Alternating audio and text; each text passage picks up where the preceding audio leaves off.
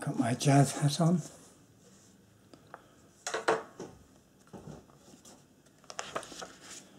This is a reading from Toward Jazz by the French critic Andre Hodier. Or however you pronounce it in French, I'm not very good at French. So the first chapter in here really is called The Bird Is Gone, a tribute to Charlie Parker. Charlie Parker was the youngest of the musicians known as the three great men of jazz, and yet he has been the first to leave us. His death is an irreparable loss to the world of jazz.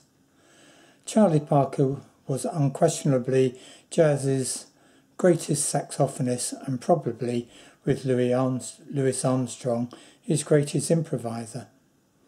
His contributions were so significant, his discoveries so revolutionary, that more than 10 years of modern jazz has not sufficed to exhaust their novelty. One may even say that Parker's art contains musical and emotional potentialities which have not yet been fully exploited by younger musicians. Any truly revolutionary artist is invariably accused of intellectualism. People who are not touched by a new form of sensibility always blame it on the new form and never on their own unreceptiveness. In his first records, the bird was often accused of lacking warmth and even of being a show-off. Time has proved how unfounded these reproaches were.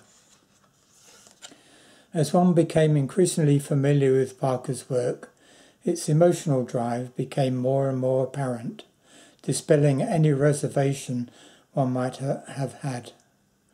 Today it would never occur to anyone to speak of Parker's mood or Embraceable You as intellectual music. On a purely musical level, Charlie Parker freed jazz of a number of trammels. He had the courage to challenge aesthetic axioms which had tended to become frozen dogma. It was he who first brought jazz that disturbing discontinuity of rhythm and melody upon which some of his finest works were based. And though perfectly able to play jazz that was calm and rhythmically in place, he threw himself with mad audacity into a conception of phrasing which did not always entirely with the beat, which did away almost entirely with the regular beat, and which was only able to provide with the indispensable points of support only through his remarkable sense of rhythmic continuity. No one has ever gone so far as Parker in the expression of aural tension, and no one else has been able to produce a tone so splendid that it defied all the traditional notions of beauty and ugliness. This is the side of Parker's music which will probably remain the most precious and most inaccessible. We shall never forget that it was he who showed us the gateway to a world bordering on musical madness, and I mean madness, not lunacy, and will always regret that he couldn't persuade us to follow him through it. For we must not deceive ourselves. His influence has not been as far-reaching as was generally supposed a few years ago. If Parker had any followers at all, they took their cue from his most accessible music, the gay, relaxed pieces such as Scrapple from the Apple. Bud Powell and Clifford Brown were perhaps the only musicians to have grasped the essence of Parker's message, capturing in their faster pieces the echo of the torrent of sound that was Coco. I did not know Charlie Parker personally, but I feel that I did understand him fairly well. He is the only jazz musician who convinced me of the deeper inner necessity of his art on the very first hearing. Armstrong and Ellington had been the authentic jazz spokesmen of their generation. It was the bird who provided ours with its highest aesthetic justification. He carried on the jazz tradition and transformed it at one and the same time. He once told a reporter, "Bop, read my music, is no love child of jazz." This was more than just a quip. It was a proud assertion that he had succeeded in creating a world apart.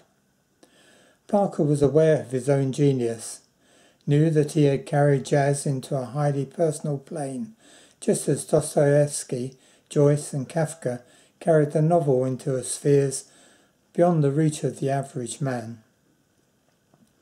Not that we can take this statement literally.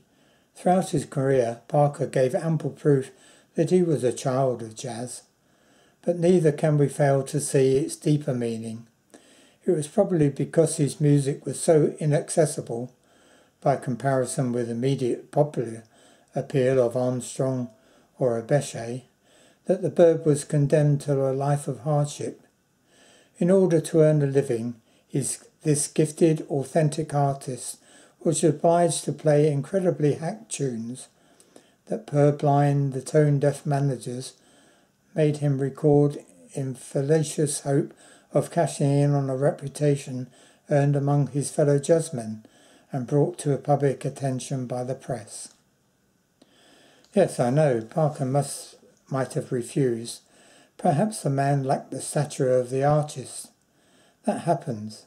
But to me, who never knew him, it seemed self-evident that Parker, whether he was courageous or cowardly, intelligent or stupid, suffered more than we can know, perhaps, from the isolation in which his genius had placed him. He was destined to owe the best part of his reputation to the worst part of a body of music, which at its finest opened up a whole new world of ideas and emotions. This may have been the cause of the disorders in his life, and also, perhaps, the explanation of his death.